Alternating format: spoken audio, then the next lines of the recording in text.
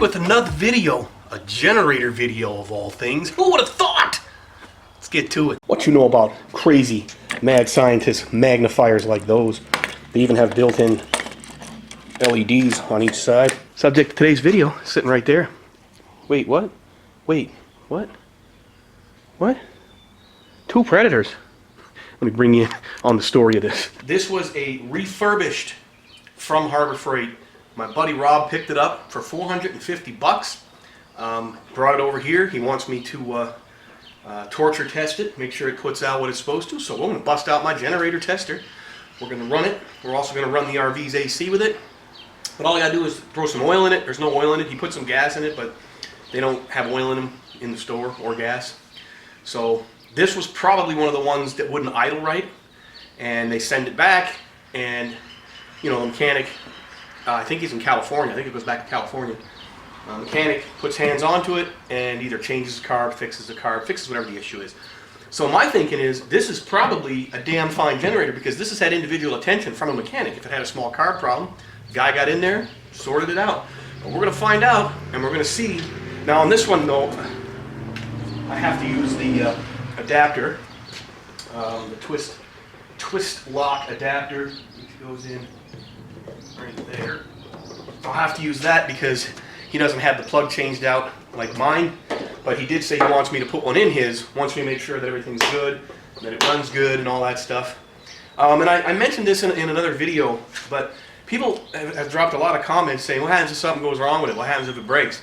Where are you going to get parts? This is a Power Horse 3500 generator. There's also another EI something, I don't remember what it's called. But yeah, just look up Power Horse 3500 inverter generator, and you'll see this exact unit, but it's blue. It's the only difference. So if you need parts, you just order them from a Workhorse, from Northern Tool. Northern Tool, you just go to Northern Tool, put in Power Horse. Not a Workhorse, it's called Power Horse. I think I call it a Workhorse. I don't know. Anyway, let's get some oil in it. We're going to fire it up. And we're going to see if a refurbished generator actually is worth its money. Because again, I paid $650 for mine. This is $450. That's $200 less. Hell, I would have bought it, and I would have had two, because these will parallel too. They have parallel ports in them. Then I would have had 7K if need be. Then I could run my AC, my microwave, TVs, everything in my RV at once with these two bad boys running. But anyway, let's get started. You know how I get down. Okay, I'm going to start out by saying that I understand that this is not an exactly accurate test. And as for the accuracy of the meters on these generators, I don't know. But what it really is a hell of a load test. So let's give it a go. Master on. Okay, so we're going to go a little slower this time. 500. Now let's go see what it's reading on the Jenny.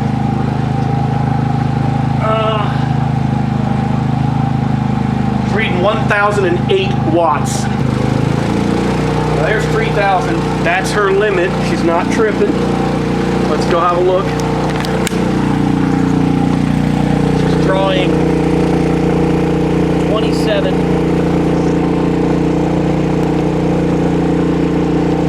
And 23.3 amps. So let's go back over here. Put my camera back on here.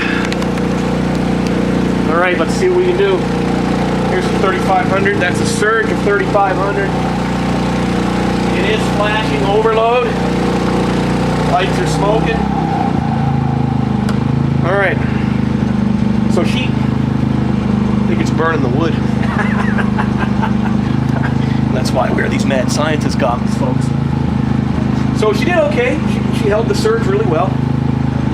So now what I'm going to do is I'm going to trip it, and I'm going to see what it trips at. So I'm going to slam this 1, 2, 3, 4.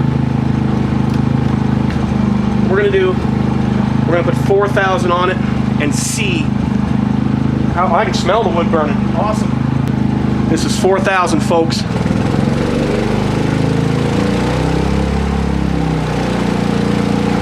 Now she only went up to 3,415. That could be just because of the single extension cord and whatnot. So now we're going to put all 5,000 watts on there. I'm going to flick this on, and then I will do it again with the camera on the meter. So let's see.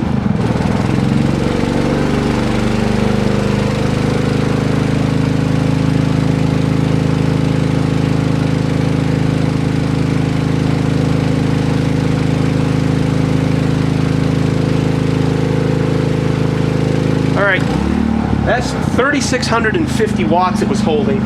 Now obviously I'm losing some in the cordage or whatever, I don't know. Doesn't matter. The load test is still valid. She did not trip. So now I'm going to put the camera over there. You guys can watch the meter instead of the lights, and we're going to see what happens. So she's reading 34, 36. You can see it. She is overloaded. We're going to see how long it takes to trip it. I mean, she's maxed out right now. She's doing good. 37, 17, 37, 31, and there she goes.